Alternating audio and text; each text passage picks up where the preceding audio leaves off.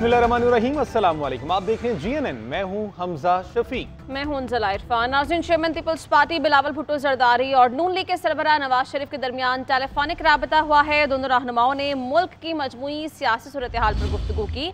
बिलावल भुट्टो ने नवाज शरीफ को जमीयत उलमा इस्लाम से आईनी तरमीम पर होने वाली पेशरफ्त से आगाह किया। Chairman people's party Bilawal Bhutto Zardari और मुस्लिम लीग नून के सरबराह नवाज शरीफ के दरमियान टेलीफोनिक राबता हुआ है। दोनों रहनुमाओं ने मुल्क की मजमूई सियासी सूरत हाल पर गुफ्तगू की है। बिलावल भुट्टो ने नवाज शरीफ को जमीयत उलमा इस्लाम से आईनी तरमीम पर होने वाली पेशरफ्त से आगाह किया है। तो खबर यह है कि बाबर आजम, शाहीन अफरीदी और नसीम शाह कौमी स्क्वाड से ड्रॉप। इंग्लैंड के खिलाफ दूसरे और तीसरे टेस्ट के लिए स्क्वाड का ऐलान। सरफराज अहमद भी 16 रुकनी स्क्वाड में जगह नहीं बना सके। शान मसूद टीम की कप्तानी करेंगे। कौमी टीम में 6 नए खिलाड़ियों की एंट्री। साउद शकील, आमिर जमाल, अब्दुल्ला शफीक, हसीबुल्ला, कामरान गुलाम और मेहरान मुमताज शामिल हैं। मीर हमजा, मोहम्मद अली, मोहम्मद हुरैरा, मोहम्मद रिजवान, नुमान अली और साइम अयूब भी टीम का हिस्सा है। साजिद खान, सलमान आगा और जाहिद महमूद के नाम भी स्क्वाड में शामिल हैं। इब्रार अहमद डेंगू के बायस दस्तयाब नहीं हैं। इंग्लैंड के खिलाफ टेस्ट मैच में शर्मनाक हार पर बोर्ड हुकाम परेशान हैं। सिलेक्शन कमेटी अरकान के लाहौर से मुल्तान के चक्कर पर चक्कर। चेयरमैन पीएसबी मोहसिन नकवी की ज़ेर-ए-सदारत हंगामी इजलास हुआ। टीम की नाक़िस परफॉर्मेंस पर इजहार बरहमी। बराह रास्त आपको लिए चलते हैं। वज़ीर इत्तलाआत अता तारर और नायब वज़ीर आज़म इसहाक़ डार मीडिया से बात कर रहे हैं के प्लेटफॉर्म से स्पेशल गेस्ट के तौर पे इनवाइट किया जाता है। उनको भी हमने इनवाइट किया है। अल्हम्दुलिल्लाह करीबन इनके साथ जो टोटल ह्यूमन रिसोर्स और लोग जो आ रहे हैं डेलीगेशंस के लेवल पे, क्योंकि जो प्लानरी है वो 1+16 की है। हर यानी प्राइम मिनिस्टर या प्रेसिडेंट के साथ हेड ऑफ डेलीगेशन के साथ 16 लोग मौजूद होंगे मेन हॉल में। और इस तरह करीबन 1000 लोगों का हम तवक्को कर रहे हैं जो उनके साथ टीम्स आ रही हैं, सिक्योरिटी की, मीडिया की और दूसरी चीज़ें। इंशाअल्लाह अल्लाह ताला के फजल व करम से तैयारी पूरी है। मेज़बानी का जो है उनकी हमारी ज़िम्मेदारी इंशाअल्लाह वो पूरी तरह हम निभाएंगे। कोई हमने किसी किस्म की कोई एक्सेप्शन नहीं की। ये एक मल्टीलैटरल फोरम है जिसके ऊपर इसका अपना एक मैंडेट है, उसके मुताबिक तमाम कार्रवाई होती है। जब हम दूसरे मुल्कों में जाते हैं, आपको याद होगा कि चंद महीने पहले SCO का हेड्स ऑफ स्टेट समिट हुआ था आस्ताना में। तो पाकिस्तान के वज़ीर आज़म जनाब शहबाज शरीफ साहब ने पाकिस्तान की नुमाइंदगी की थी और बाकी उनके साथ वज़रा भी थे, मैं भी था उसमें। तो इंशाअल्लाह आप देखेंगे कि अल्लाह ताला के फजल व करम से जो कई सालों के बाद इस तरह का बड़ा इवेंट, मुझे जो याद है वो 1997 में हुआ था। 21-22 में ECO जो है वो ये इस तरह के फोरम हुए हैं मल्टीलैटरल, लेकिन जो बड़ा फोरम था वो 1997 में था। मेरे नज़दीक 27 साल के बाद पाकिस्तान एक बहुत बड़े फोरम की मेज़बानी का शर्फ अल्लाह ताला ने दिया है। इंशाअल्लाह हम इसको अपनी ज़िम्मेदारी पूरी तरह निभाएंगे। और जो हमारे मेहमान हैं उनमें से कुछ क्योंकि सवाल है मैं उसका जवाब अपने इस बात में कर रहा हूँ। कुछ ममालिक हैं उन्होंने बायलैटरल मीटिंग्स भी मांगी हैं पाकिस्तान से वज़ीर आज़म से मिलने के लिए। वो हमने मसलन चाइना है वो तो एक दिन पहले तशरीफ़ ला रहे हैं। वो तो एक किस्म की एक्सक्लूसिव बायलैटरल मीटिंग के लिए कल आ रहे हैं बजाय 15 को आने के। बाकी तमाम डेलीगेशन 15 को आएंगे, 16 की रात को फारिग होंगे और वापस जाएंगे। लेकिन इसके बावजूद भी जो डेलीगेशन आ रहे हैं SCO के लिए, उन्होंने भी कुछ ममालिक ने, रशिया है फॉर एग्ज़ाम्पल और कुछ और ममालिक हैं सेंट्रल एशियन स्टेट से, उन्होंने भी बायलैटरल मांगे हैं। वो पाकिस्तान फ़ॉरेन ऑफिस ने वो मीटिंग्स प्राइम मिनिस्टर साहब की इजाज़त से तय कर ली हैं। ये भी सवाल मुझसे पूछा गया और मैं उसका जवाब कंबाइन दे देता हूँ कि जी इंडिया क्या बायलैटरल होगा। तो इंडियन फॉरेन मिनिस्टर जो हैं उनकी तरफ से कोई बायलैटरल की रिक्वेस्ट नहीं है। हमने भी कोई बायलैटरल की उनको दावत नहीं दी।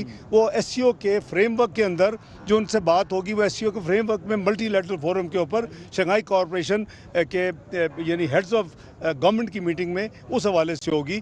तो जब ये तमाम कार्रवाई 16 तारीख को जब मुकम्मल हो जाएगी तो फिर दोबारा SCO के स्टैंडर्ड फॉर्मेट के मुताबिक होस्ट कंट्री की तरफ से मैं और SCO के सेक्रेटरी जनरल प्रेस को डीब्रीफ करेंगे और इंशाअल्लाह वो अपनी स्टेटमेंट देंगे, मैं अपनी पाकिस्तान की तरफ से मेज़बान मुल्क होने के नाते दूंगा। तो इंशाल्लाह आपको हम साथ साथ जारी अपडेट रखेंगे और मुझसे भी ज़्यादा स्पीड पे तारड़ साहब आपको एडवांस इंफॉर्मेशन हर चीज़ की देते रहेंगे। बहुत शुक्रिया।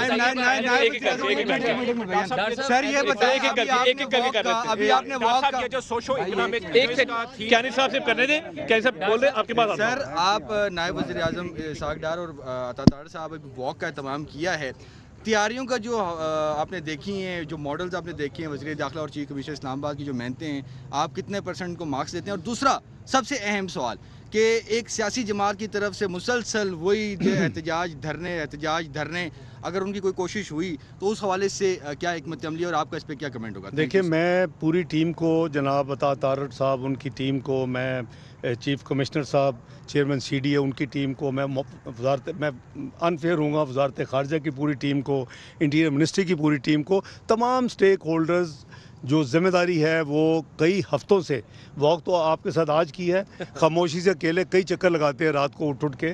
तो इसलिए आपने भी देखा अल्हम्दुलिल्लाह इन सब दोस्तों की काविशों से, आपने कहा मार्क्स मेरे नज़दीक तो 100% मार्क्स होने चाहिए सबको इंशाल्लाह। बाकी आपका जो दूसरा सवाल है वो मैं समझता हूँ कि मुल्क की जो सियासत की अच्छी रिफ्लेक्शन नहीं है कि एक पार्टी वही काम कर रही है जो 2014 में उन्होंने किया था। इसी चौक में उन्होंने 126 दिन का धरना दिया।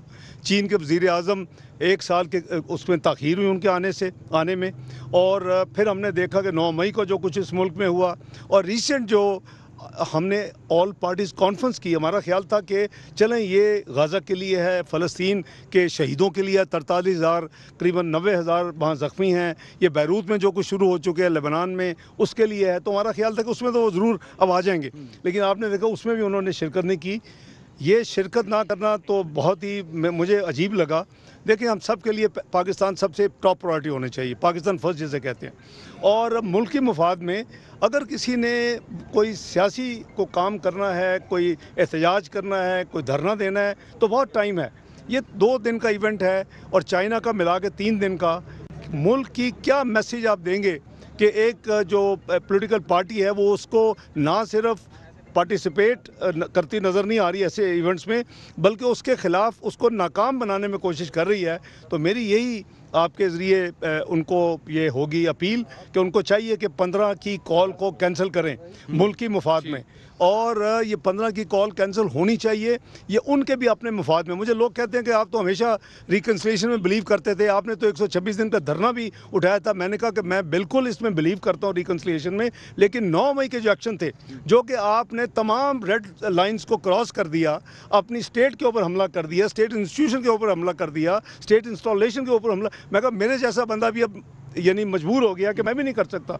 तो मैं समझता हूँ कि इट्स नेवर टू लेट, उनको अपनी इस गलती को अभी करेक्ट कर लेना चाहिए, और ये 15 की जो उन्होंने कॉल दी इसको फौरी कैंसिल करना चाहिए। डॉक्टर साहब ये फरमाइए कि लास्ट ईयर जब हिंदुस्तान में गोवा में हुआ था SCO, जो हम गए थे वहाँ पर, तो एक ऐसा माहौल था जिसमें भारत की तरफ से पाकिस्तान के जो फॉरेन मिनिस्टर हैं उनके साथ शेक हैंड नहीं किया गया था। रात को शेक हैंड किया गया था, लेकिन पब्लिकली किसी के साथ भी नहीं किया गया था। तो एक इम्प्रेशन ऐसा लगा कि जिस तरह जो सेंटर ऑफ द स्टेज है, आपको पता है इंडिया और पाकिस्तान जहाँ पर भी हो वो सेंटर ऑफ द स्टेज है।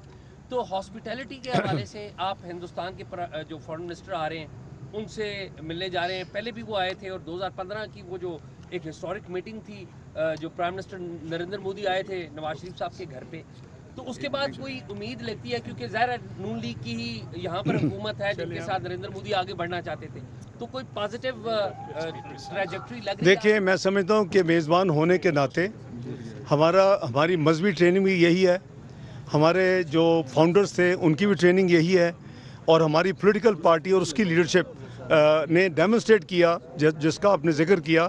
तो हमें मेज़बान होने के नाते हर एक को इज़्ज़त देनी चाहिए, एहतराम से उनको करना चाहिए, और उनको वेलकम करेंगे, चाहे किसी भी मुल्क से हो। जो मेंबर SCO मेंबर है वो उस कैपेसिटी में आ रहे हैं। मैंने अभी क्लियर किया कि कोई बायलैटरल मीटिंग नहीं है, तो इसलिए SCO के फ्रेमवर्क में हम पूरी उनको प्रोटोकॉल और इज़्ज़त देंगे।